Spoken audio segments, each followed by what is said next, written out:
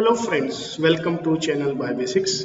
आज की इस क्लास में हम पढ़ने वाले हैं biological classification. Biological classification NCERT 11th में सेकंड चैप्टर है और अगर हम नीट के एग्जाम के पॉइंट ऑफ व्यू से बात करें तो इस चैप्टर से 2 क्वेश्चंस यूजुअली मिल जाते हैं। तो सबसे पहले हम समझते हैं बायोलॉजिकल क्लासिफिकेशन क्या होता है। So biological classification that is on the basis of similarities and dissimilarities, the organisms are classified or placed into different categories. Just try to understand it. As we know the biodiversity, biodiversity का मतलब क्या है? Life की different forms of life is known as biodiversity. अगर हम बात करें, suppose it is a plant, animals and micro organism. तो यहां पर हमने लिविंग ऑर्गेनिजम्स को on the basis of similarities and dissimilarities अलग अलग कैटेगरीज में प्लेस कर दिया। सपोज करो हम माइक्रो ऑर्गेनिजम्स की बात करते हैं तो माइक्रो ऑर्गेनिजम्स इतने छोटे लिविंग ऑर्गेनिजम्स हैं जिन्हें हम विदाउट माइक्रोस्कोप नहीं देख सकते, तो इसलिए उनको माइक्रो ऑर्गेनिजम्स की कैटेगरी में प्लेस कर दिया। दूसरा लिया हमने एनिमल्स वो ऑर्गेनिजम्स हैं जो लोकोमोशन कर सकते हैं, अपनी पोजीशन चेंज कर सकते हैं, इसलिए और अपना खाना खुद नहीं बना सकते हैं। देखने में ये प्लांट से अलग होते हैं, फिजियोलॉजी में इन अलग होते हैं। सो इसीलिए जो प्लांट्स हैं वो एनिमल से अलग कर दिए गए हैं, वो लोकोमोशन नहीं कर सकते हैं, अपना खाना खुद बना सकते हैं। So that's why here we are saying कि on the basis of similarities and dissimilarities the organisms are classified और प्लेस्ड इनटू डिफरेंट कैटेगरीज। वो सिमिलैरिटीज और डिसिमिलैरिटीज हमें स्टडी करनी होती है और हमें मैच करानी होती है और उसके बेसिस पर हम उस ऑर्गेनिजम्स को प्लेस करते हैं एक अलग कैटेगरी में। ठीक है, now we understand the taxonomy. That is very important question, यहां से अक्सर पूछ लिया जाता है। The branch of science in which we study the classification of organisms. उस ऑर्गेनिजम्स को क्लासिफाई करने का जो अध्ययन है, जो स्टडी है, उसको हम क्या कहते हैं? उसको हम टैक्सोनॉमी कहते हैं। तो ये बात याद रखना है, अक्सर ये क्वेश्चन यहां से पूछ लिया जाता है। Next we understand the father of ancient taxonomy. Ancient का मतलब है पुराना। जो ओल्ड टैक्सोनॉमी के फादर हैं वो हैं एरिस्टोटल, ये चीज याद रखेंगे। लेकिन जो मॉडर्न टैक्सोनॉमी है, जो अभी टैक्सोनॉमी हम पढ़ते हैं, उस टैक्सोनॉमी के जो फादर हैं वो है कैरोलस लीनियस। तो यहां पर आपको ये चीज याद रखनी है कि father of ancient taxonomy that is Aristotle. ये हम ऑलरेडी जानते हैं कि जो फादर ऑफ बायोलॉजी है वो भी एरिस्टोटल है और फादर ऑफ जो जूलॉजी है वो भी एरिस्टोटल है। एरिस्टोटल ही वो पहले फिलोसफर, वो पहले साइंटिस्ट थे जिन्होंने लिविंग ऑर्गेनिजम्स की तरफ ध्यान दिया था, इसीलिए उनको फादर ऑफ बायोलॉजी कहा जाता है। और पहली बार उन्होंने न्यूट्रिशन और हैबिटेट के बेसिस पर, ध्यान रहे किस चीज पर? न्यूट्रिशन और हैबिटेट के बेसिस पर ऑर्गेनिजम्स को 2 कैटेगरीज में डिवाइड किया था। He divided organisms into 2 different groups. कौन कौन से वो ग्रुप्स हैं उसको जान लेते हैं। The first group is Plantae. Plantae यानी कि जब हम किसी चीज को कहीं पर फिक्स कर देते हैं तो एक वर्ड यूज करते हैं इंग्लिश में, दैट इज प्लांट। तो प्लांट मीन्स किसी चीज का फिक्स होना, राइट? तो जो हमारे प्लांट्स हैं they do not show any locomotion, so that's why they are in category of plantae. Second, they are autotrophic. Auto का मतलब होता है self. Auto means self और trophic का मतलब होता है food और न्यूट्रिशन। तो प्लांट्स अपने आप में कैपेबल हैं, सक्षम हैं अपना खाना खुद से बनाने के लिए। They do not need to move, right? तो प्लांटे अपना खाना क्योंकि खुद बनाते हैं, that's why they are autotrophic. Now we understand the animalia. Animalia word आया है एनिमेशन से। हम जानते हैं कि एनिमेशन का मतलब होता है हिलने डुलने वाली चीजें, राइट। तो वहां से क्योंकि जो एनिमल्स हैं वो लोकोमोशन करते हैं, वो तो इधर उधर हिलते डुलते रहते हैं, तो और साथ ही साथ वो हेट्रोट्रोफिक है। हेट्रो का मतलब होता है डिफरेंट और ट्रोफिक का मतलब होता है फूड, यानी कि वो दूसरे ऑर्गेनिजम्स पर डिपेंडेंट होते हैं फूड के लिए, राइट। तो एनिमेलिया हेट्रोट्रोफिक है और लोकोमोशन शो करते हैं। Study of plants, study of plants कहलाता है botany. That word came from the botane. Botane का मतलब होता है हर्ब्स। तो जब हर्ब्स की स्टडी की जाती है that is known as botany. And study of animals that is known as zoology. जैसा कि हम जानते हैं जू मीन्स होता है एनिमल्स, तो the study of animals that is known as zoology. And logy का मतलब होता है study. Father of botany, father of botany है थियोफ्रेस्टस। ये इंपॉर्टेंट है, आपको याद रख सकते हैं। थियोफ्रेस्टस, थियोफ्रेस्टस एक फिलोसोफर थे, एरिस्टोटल के स्टूडेंट थे, और इन्होंने ही हर प्लांट्स को हर्ब्स, शर्ब्स एंड ट्रीज में डिवाइड किया था। और इनके लिखी हुई दो बुक हैं जो हैं causes of plants and inquiry of plants. ये इंपॉर्टेंट है बात यहाँ सर, ये भी आपको याद रखनी है कि जो थियोफ्रेस्टस है उनकी लिखी हुई दो बुक कौन सी हैं, causes of plants and inquiry of plants. On the basis of life cycle, again in inquiry of plants में उन्होंने प्लांट्स को फिर से 3 कैटेगरीज में डिवाइड किया है on the basis of life cycle. कितने दिन में वो अपना लाइफ साइकिल, कितने ईयर में वो अपना लाइफ साइकिल कंप्लीट करते हैं, उसके बेसिस पर उन्होंने प्लांट्स को 3 कैटेगरीज में डिवाइड किया गया। जैसे कि एनुअल्स, एनुअल्स मींस जिनका life cycle with in 1 year पूरा हो जाता है, ऐसे प्लांट्स को उन्होंने एनुअल्स में रखा। जैसे कि एग्जांपल पे यहाँ पर वीट और टमाटो लिए गए हैं। सेकंड कैटेगरी है बाइनुअल। बाई का मतलब हमें पता है, बाई मींस 2 होता है, तो विद इन 2 ईयर ये प्लांट्स अपना लाइफ साइकिल कंप्लीट करते हैं। And the example is sugar cane. The third is the perennial. Perennials का मतलब होता है मोर देन 2 ईयर्स।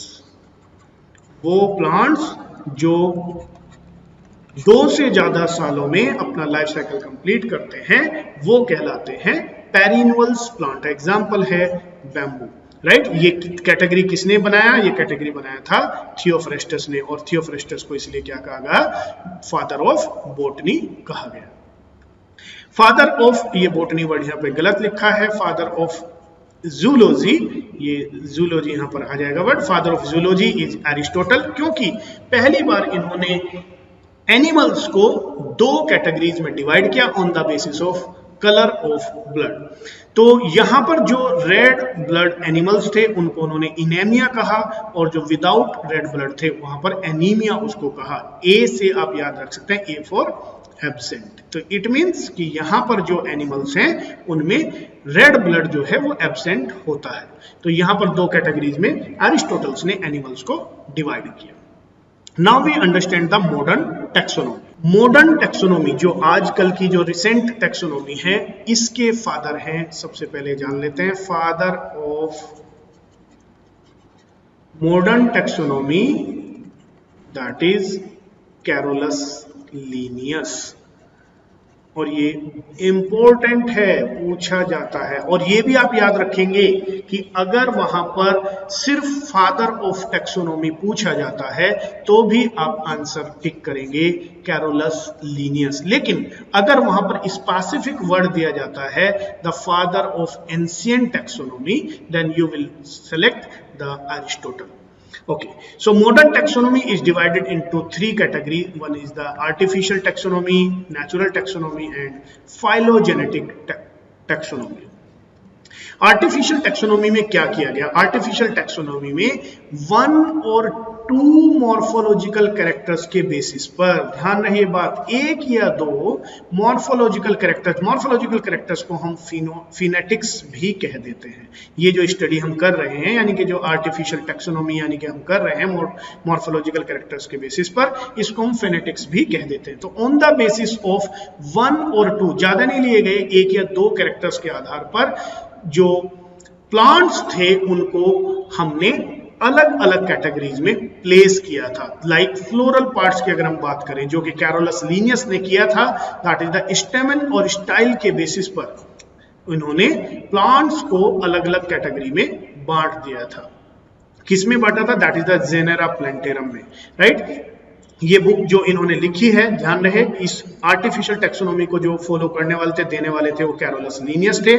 तो यहां पर इन्होंने अपनी 5 बुक में ये डिस्क्राइब किया हुआ है। The first is the Genera Plantarum. तो ये भी इंपॉर्टेंट बन जाती है कि लीनियस की जो 5 बुक हैं वो कौन सी हैं। इसमें आपको याद रखना है कि आपको इन 5 में से 3 बुक्स इंपॉर्टेंटली याद रखनी है। The one is the Genera Plantarum, जिसमें उन्होंने क्लासिफिकेशन को समझाया हुआ है।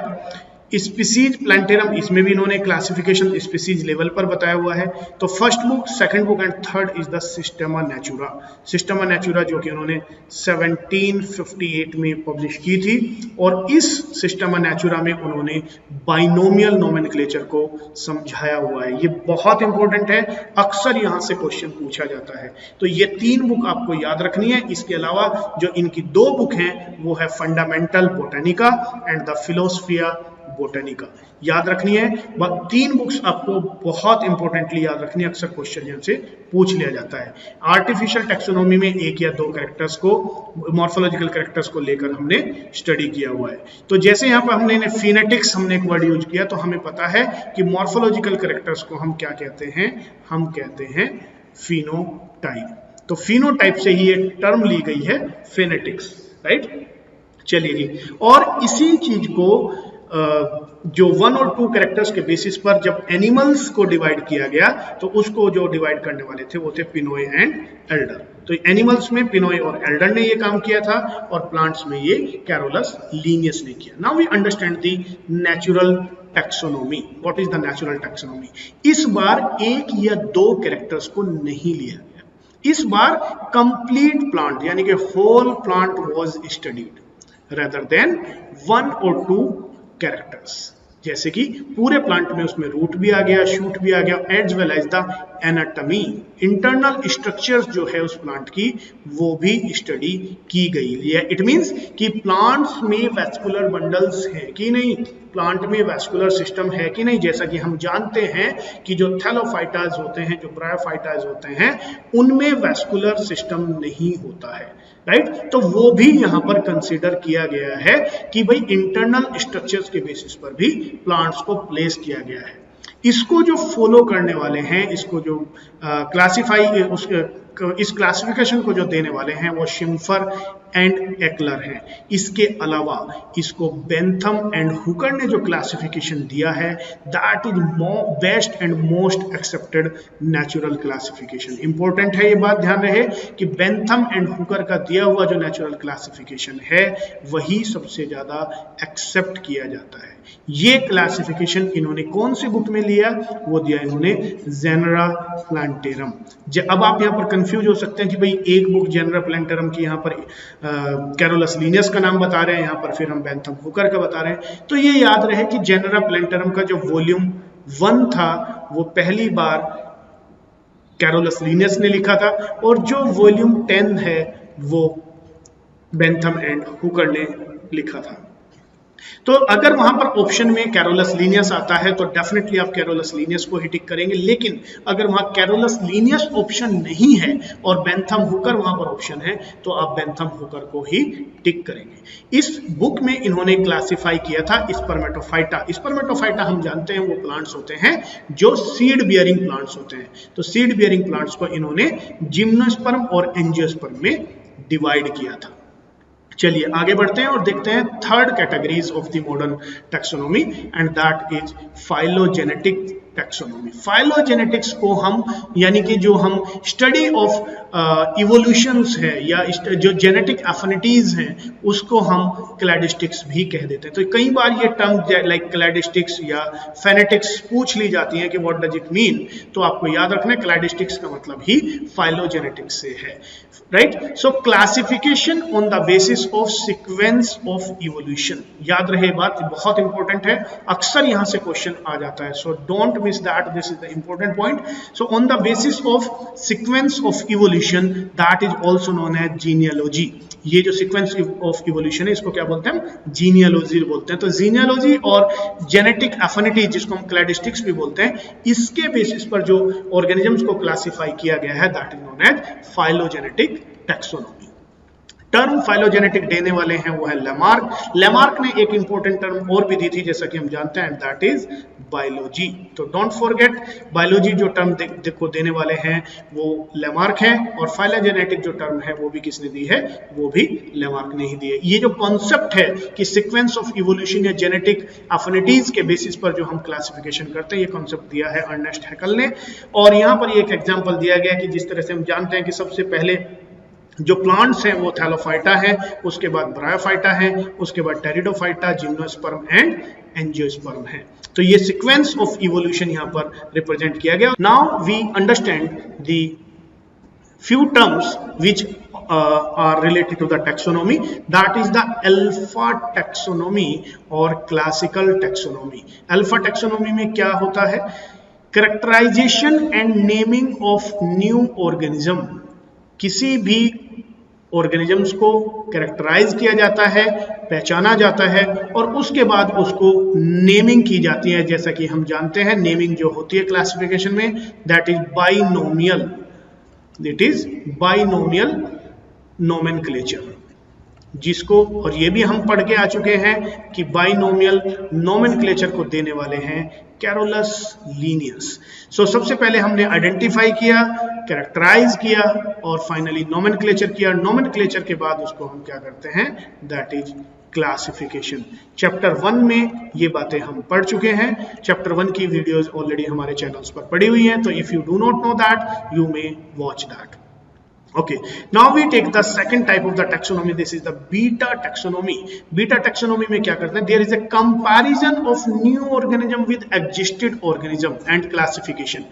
अगर हम किसी एक नए एनिमल को फाइंड आउट करते हैं और उस नए एनिमल्स में सपोज करें कि वो टेट्रापोड्स है, यानी कि वो 4 पैरों पे चलने वाला है, राइट, तो हम उसको एक टेट्रापोडा ग्रुप में रख देंगे, राइट। अगर हमें पता चलता है कि उसमें मैमरी ग्लैंड्स पाई जाती हैं, तो हम उसे जो ऑलरेडी एग्जिस्टेड ऑर्गेनिजम्स हैं तो उनसे कंपेयर करेंगे कि भाई मैमरी ग्लैंड्स किसमें पाई जाती है। तो हमें पता चला कि टेट्रापोडा भी मैमरी, जो मैमेलिया क्लास है उसको बिलोंग करता है। तो हम धीरे धीरे उसको एक क्लास में, एक कैटेगरी में प्लेस करते हैं, लेकिन ये हमेशा याद रखना है कि जो एग्जिस्टेड ऑर्गेनिजम्स है उसके साथ हमें कंपेयर करना होता है। Now we understand the gamma taxonomy। gamma taxonomy में क्या करते हैं कि with in species intra specific and evolutionary study करते हैं। एक ही स्पीसीज के अंदर जब हम ऑर्गेनिजम्स को क्लासिफाई करते हैं, when we analyze among the individuals of same species and we study the evolution as well, that is known as gamma taxonomy। Now we understand the omega taxonomy। What is omega taxonomy? In case of omega taxonomy, the experimental taxonomy, यानी कि इस बार जो भी organisms को classify किया जाएगा, एक group में, एक कैटेगरी में प्लेस किया जाएगा, that will be based on experiments। Experiments के आधार पर, प्रयोगात्मक स्टडी के आधार पर हम उस ऑर्गेनिज्म को एक कैटेगरी और ग्रुप में प्लेस करते हैं। वो स्टडी क्या हो सकती है, वो स्टडी इकोलॉजी हो सकती है कि कुछ ऐसे प्लांट्स होते हैं जो टेम्परेट रीजन में पाए जाते हैं, कुछ ऐसे प्लांट होते हैं जो ट्रॉपिकल रीजन में पाए जाते हैं, कोई जीरोफिटिक होता है, कोई मीजोफिटिक होता है। तो उस इकोलॉजी के बेसिस पर उन प्लांट्स को हम क्लासिफाई करते हैं। एनिमल्स भी इसी बेसिस पर हम क्लासिफाई कर सकते हैं। The second is the phytochemistry, यानी कि वो केमिकल्स, वो कंपाउंड जो प्लांट्स के अंदर पाए जाते हैं, उनके आधार पर हम प्लांट्स को क्लासिफाई करते हैं। कोई ऐसा प्लांट है जिसमें एल्केलॉइड्स पाए जाते हैं, कौन कौन से एल्केलॉइड्स पाए जाते हैं, उनके आधार पर हम प्लांट्स को क्लासिफाई करते हैं। साइटोजेनेटिक्स, यानी कि उसके ऑर्गेनिज्म की जो सेल्स के अंदर जो जीन है, जो डीएनए है, जो क्रोमोजोम है, उसके आधार पर, नंबर ऑफ क्रोमोजोम्स के आधार पर, सेट ऑफ क्रोमोजोम्स के बेसिस पर जब हम ऑर्गेनिजम्स को प्लेस करते हैं, so that is again the experimental thing. Next is the physiology, उसकी फिजियोलॉजी को स्टडी करते हैं, उसकी होम्योस्टेसिस को स्टडी करते हैं, और तब हम उसको प्लेस करते हैं। This is the phytogeography, plants को जियोग्राफी के बेसिस पर, कि इस, जैसा कि हम जानते हैं कि हमारी अर्थ पर डिफरेंट डिफरेंट रीजन्स पाए जाते हैं, तो उन बेसिस पर कि कहां पर कौन सा प्लांट पाया जाता है, उसकी जियोग्राफिकल हम स्टडी करते हैं, और उस बेसिस पर हम प्लांट्स को क्लासिफाई करते हैं। I hope you understood all about the initial concepts of the taxonomy. अगली क्लास में हम पढ़ने वाले हैं, हम जानने वाले हैं the steps of classification. I hope you understood all about this. Thank you so much for watching this lecture.